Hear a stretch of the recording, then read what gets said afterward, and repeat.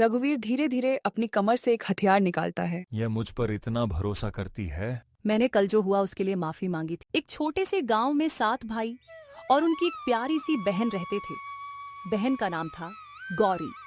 वह घर की सबसे छोटी और सबकी लाडली थी। माँ बाप के गुजर जाने के बाद सातों भाई ही उसके लिए माँ बाप बन गए। हर भाई अपनी बहन से बहुत प्यार करता था।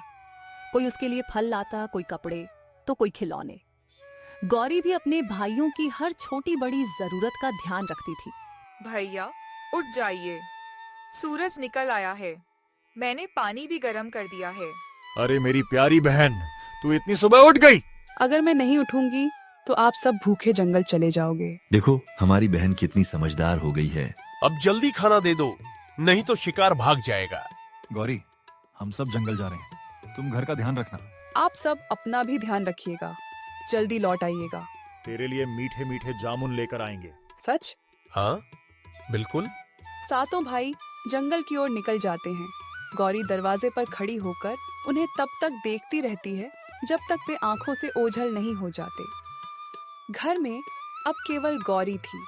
उसने पूरे घर की सफाई की, आंगन में पानी छिड़का और फिर रसोई की तैयारी करने लगी। आज मैं अपने भाइयों के लिए उनका पसंदीदा साग और रोटी बनाऊंगी।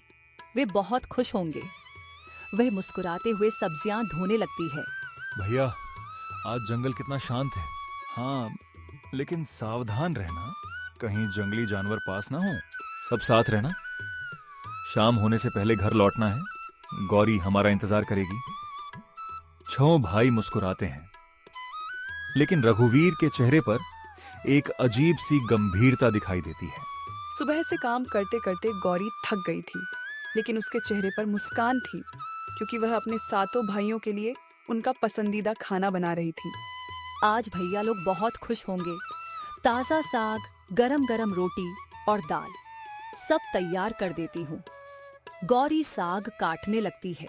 अचानक छुरी उसकी उंगली पर गहराई से लग जाती है। खून बहने लगता है। हे भगवान, ये क्या हो गया? वह इधर उधर देखने लगती है।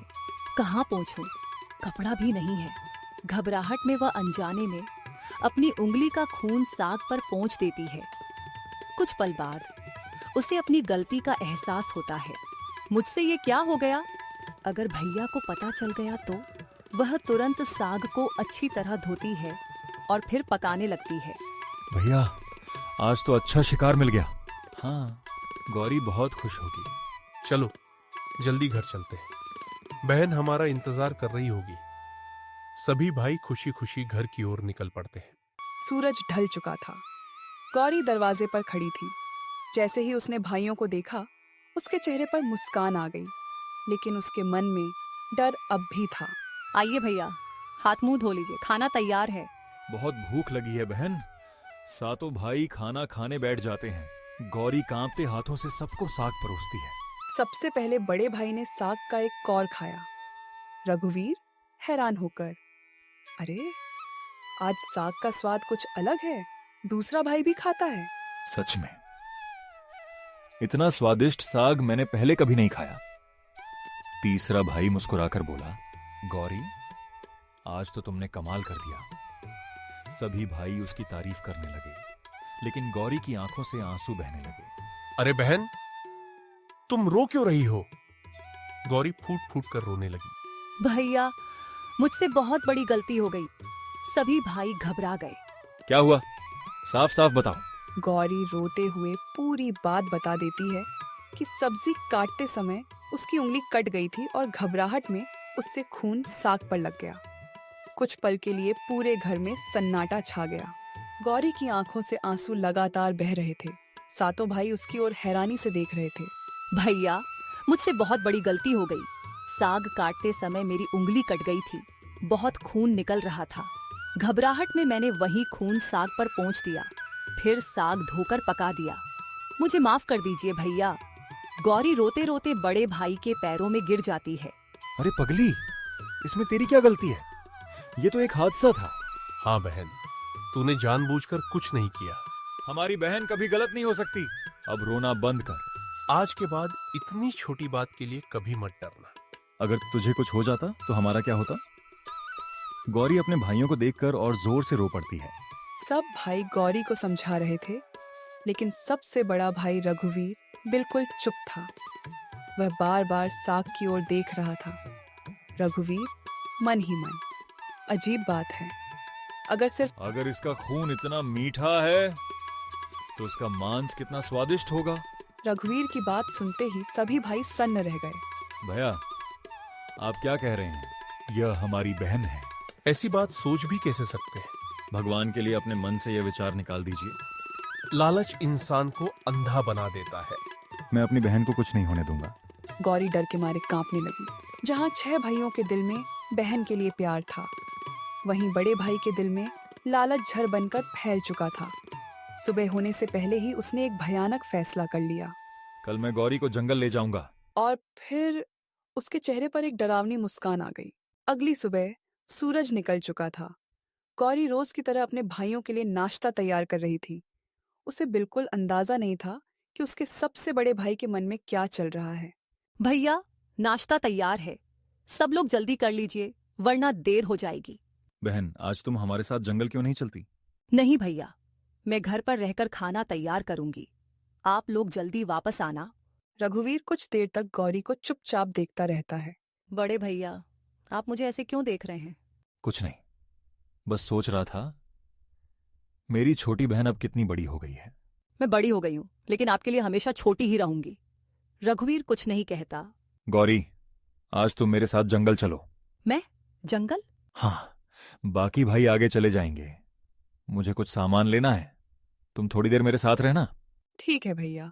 6 भाइयों को यह बात थोड़ी अजीब लगती है। भैया, गौरी को जंगल ले जाने की क्या जरूरत है? भैया, गौरी को जंगल ले जाने की क्या जरूरत है? बस कुछ देर की बात है, तुम लोग आगे चलो। छोटा भाई गौरी की तरफ देखता है। बहन, अगर कुछ भी हो तो तुरंत हमें आवाज देना। ठीक है भैया। रघुवीर और गौरी धीरे धीरे जंगल के अंदर जाने लगते हैं। भैया, हम इतने अंदर क्यों जा रहे हैं? थोड़ा और आगे चलो। लेकिन यहाँ तो रास्ता भी सुनसान है। डर मत, मैं तुम्हारे साथ हूं। गौरी मुस्कुराने की कोशिश करती है। मुझे आप पर पूरा भरोसा है भैया। यह बात सुनकर रघुवीर कुछ पल के लिए रुक जाता है। उसकी आंखों में हल्का पछतावा दिखाई देता है। यह मुझ पर इतना भरोसा करती है, फिर भी लेकिन लालच उसके मन पर फिर हावी हो जाता है। उधर बाकी 6 भाई आगे जा चुके थे। मुझे कुछ ठीक नहीं लग रहा। मुझे भी। बड़े भैया कल से बहुत बदले बदले लग रहे हैं। हमें वापस जाकर देखना चाहिए। हाँ, बहन को अकेले उनके साथ नहीं छोड़ना चाहिए। सभी भाई तुरंत वापस मुड़ जाते हैं। गौरी एक पेड़ के पास रुकती है। भैया, अब तो बताइए मुझे यहाँ क्यों लाए हैं? रघुवीर चुप रहता है। भैया? रघुवीर धीरे धीरे अपनी कमर से एक हथियार निकालता है। गौरी उसे देखकर घबरा जाती है। भैया, ये क्या है? रघुवीर की आंखों में लालच दिखाई देता है। आप मुझसे नाराज हैं क्या? रघुवीर कुछ नहीं बोलता। मैंने कल जो हुआ उसके लिए माफी मांगी थी ना। तुमने कोई गलती नहीं की थी गौरी। गौरी की आंखों में आंसू आ जाते हैं। तो फिर आप मुझे यहाँ क्यों लाए? रघुवीर जवाब देने ही वाला था कि अचानक पेड़ों की डालियां जोर जोर से हिलने लगती हैं। आसमान अचानक काला हो जाता है। भैया, मुझे बहुत डर लग रहा है। रघुवीर आसमान की तरफ देखता है। क्या यह सिर्फ मौसम का बदलाव था या प्रकृति खुद गौरी की रक्षा करने आई थी? उसी समय जंगल के दूसरे रास्ते से 6 भाई दौड़ते हुए वहां पहुंचने लगते हैं। गौरी! गौरी आवाज सुनकर पीछे मुड़ती है। भैया,